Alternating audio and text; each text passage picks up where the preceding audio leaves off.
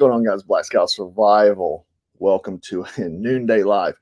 Hadn't done one of these, but two things for that. One, we've been kind of light this week on videos. I had a lot of stuff going on. Number two, this story, a pretty serious story I wanted to get out pretty quickly. And we're doing another live tonight, which you probably see about the food shortages. You don't want to miss that one. Anyway, this is a pretty serious story because if we look at the country and you know, there's talk on the internet, who is the superpower? And, you know, a lot of people say that China is actually now in the lead of the world. You know, America has taken the knee to China multiple times. They're dominating us in every realm, you know, you can think of. So, and they're getting strong alliances with other countries, basically building an anti-NATO. And so, you know, this is something that's been going on for a long time. It's not something that happened overnight. And it's not because, you know, some production of products have been moved to China. This is a strategic military and intelligence operations that's been going on for a long time. And if you know about the Chinese 100-year plan to dominate the world, you know, this is something that's ongoing. Obviously, we've seen where we've had politicians having relationships with, you know, Chinese nationals that turn out to be spies. We've seen the FBI, I think it had 7 or 8 Chinese operatives in the DOJ. So we're seeing this, and this is just a tip of the iceberg. Like, the question is how much have we been truly infiltrated in our government positions? We're talking, you know, military, the Department of Justice, maybe our intelligence agencies. How well have they infiltrated us? And the question keeps on arising is like, why are these things not being caught, especially on these levels of intelligence agencies? You know, why are these things not being picked up on? It doesn't truly make sense to me, other than, you know, we're not checking that well, you know. And if you look at the Roe v. Wade leak, whenever they're doing this investigation, oh, they can't find anything, right? Because the technology wasn't there where they track everything that's done. So it's like, how much are we really putting towards our national security? We've got an open border. We've got all these things where we're not looking at the best interest of national security. So now, today's story, what we're talking about is we have a Chinese spy that has infiltrated the U.S. military. Okay. So, Chinese engineer sentenced 8 years in prison for spying. This is from, what day is this? January 26th, right? Ji Changquan, I guess, Chao Quan, I don't know. 31-year-old was convicted last year of acting as an agent of Chinese military safe security and making false material statements to the U.S. Army. So this is the thing that they got him on, is because he made false statements saying that he never worked for the CCP. But he's spying. Like, I mean, I thought that was like a life sentence. Why is he only getting 8 years? This is like a slap on the wrist for someone infiltrating, a Chinese spy infiltrating our U.S. military. And his whole mission was to get aerospace intel and to share it. So this, he was here on an F1 student visa. He enlisted in the U.S. Army, and he's 31-year-old Chinese national who arrived in the U.S., like I said, on a student visa.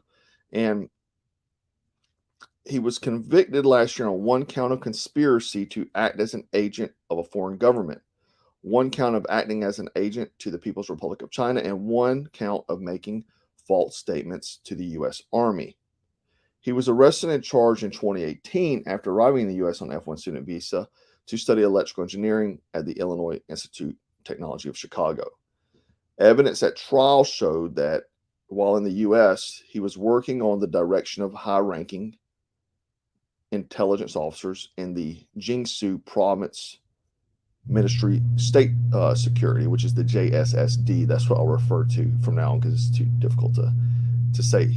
A regional department of the Chinese Communist Party Ministry of State Security was ordered by the Ministry of State Security Executive Zhu Yanjun to provide intelligence officers with background information on Chinese citizens living in the U.S. who could be recruited to work for the JSSD while they worked for the U.S. Defense. So this guy here, not only was he getting intel, he was also trying to recruit other Chinese citizens living in the U.S. to work as spies. And, if we go back to look at the police departments that are in, like New York and stuff, where they're tracking down their own citizens and basically threatening them, how do we know these aren't, they're trying to, I guess, mill up some uh, other spies, on their own to see what they're doing in the U.S. Do they have the capability of spying for China? And how can they basically extort them into spying for China, right? So a lot of these spies, a lot of times how these things work is these spies are extorted because, oh, we're going to do X, Y, and Z to your family. We're going to do this. We're going to do this. They're being threatened into working for communist China. That's how these things work, right? The goal of his espionage operation, again, was to provide high-ranking Chinese officials with critical aerospace and satellite technologies being developed in the U.S. in 2016 while working covertly for the Chinese government. He enlisted in the U.S. Army as an E-4 specialist under the Military Accessions Vital to National Interest program. So this is one of those things where we let foreigners into the country and join our military in high-level positions because they have a special skill set. He was denied in his application. He denied in his application. This is what got him. This is what they sentenced him 8 years for, is that he worked for a foreign government in the past 7 years and failed to disclose his relationship with high-ranking Chinese intelligence officers. So this case, like, again, is only the latest to show like the type of vulnerabilities we have in our government, in our military, and there could be hundreds of thousands of Chinese spies because there's hundreds of thousands of Chinese nationals here on student visas every single year. So that means that we could have hundreds of thousands of Chinese spies infiltrated every part of America. We've got things like TikTok. We've got all these things that are using propaganda. And now we have guys in our ability to gain true intel to give back to China. We left billions of dollars of military equipment in Afghanistan to the Taliban. The Taliban is selling it to the Russians. Do you not think the Chinese, who has met with the Taliban multiple times, who has talked about arranging business deals, they're not looking over this and reverse engineering our capabilities, right? We also know that the Chinese have also been hiring former pilots from Britain, as well as they called a former U.S. Marine pilot who had been training the Chinese how to fight against Americans for the past 7 or 8 years. So we truly, guys, are in a terrible, terrible situation where we have basically just opened up the country, and it's all for stupid bureaucracy, and money-hungry politicians, right? On both sides of the aisle. Time and time again, you want to pull for your party, right? You want to say, yeah, man. But time and time again, they're taking the knee. They're providing assets to our enemy, right? They're providing military assets. They're allowing them to join into our military, our Department of Justice, all these sort of things. Thanks, Mindset Performance. And thank you for all you tribe members out here. I do want to play a video. This is a video discussing it too, just in case there's anything that I may have missed. But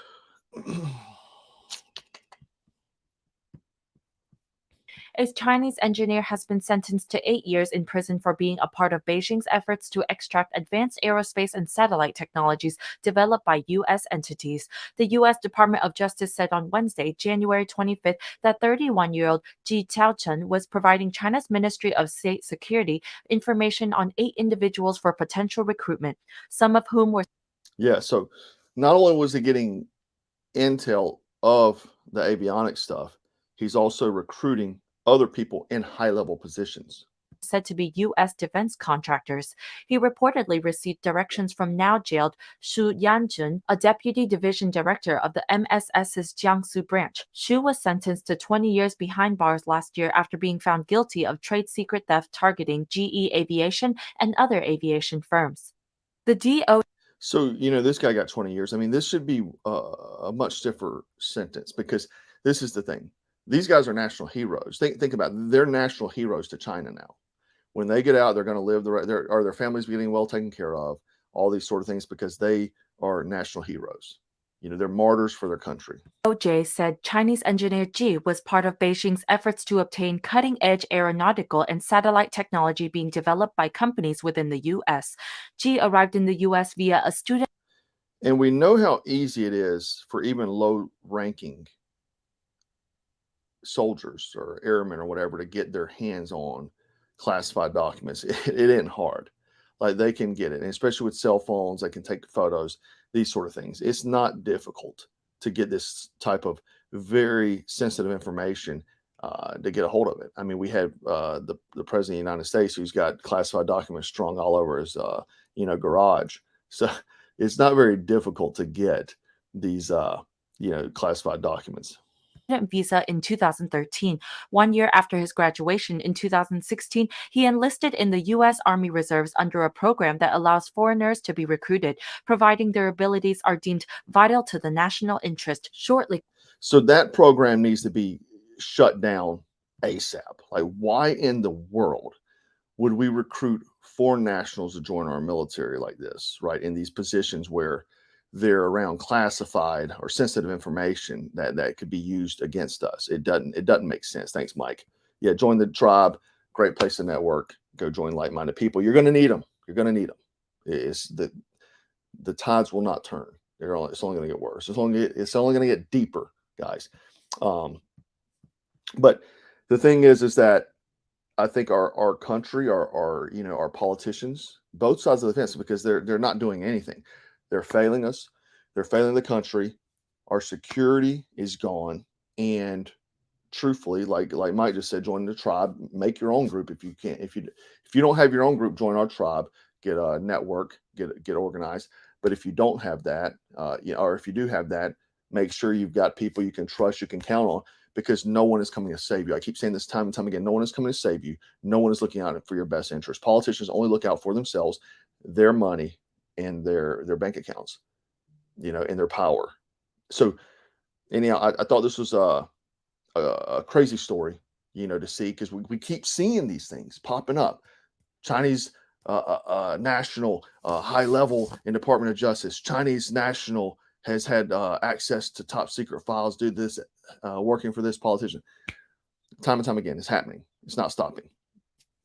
Anyway, guys, go join the tribe, link below. Make sure you watch our live video tonight. We'll do a late night live, and leave a comment. Let me know your thoughts. If there's any guys that I forgot about, because I didn't really get a chance to go looking through the interwebs for that long to see how many of these guys have been getting caught. Obviously, there was another one that we just seen on that video that was just sentenced to 20 years. So this is happening over and over again, right? Maybe we need to ask our politicians, why in the hell are they allowing Chinese nationals to join our high level or very classified organizations, right? Thanks, Ryan. What we've been proving, the only thing that our enemies that need is to get their spies back to arrest the basketball player. Yeah, bingo, exactly. A basketball player, mind you, that hated America. So the Russian spy liked America more than the Russian arms dealer liked America more than the basketball player that made millions of dollars. It's just wild. Only in America. Welcome to 2023. Remember to stay frosty, Stratton, and dangerous. Leave a comment below, like, all those sort of things. Thank you, guys. Take care. Hope you have a good day. Good Friday. We'll see you later tonight.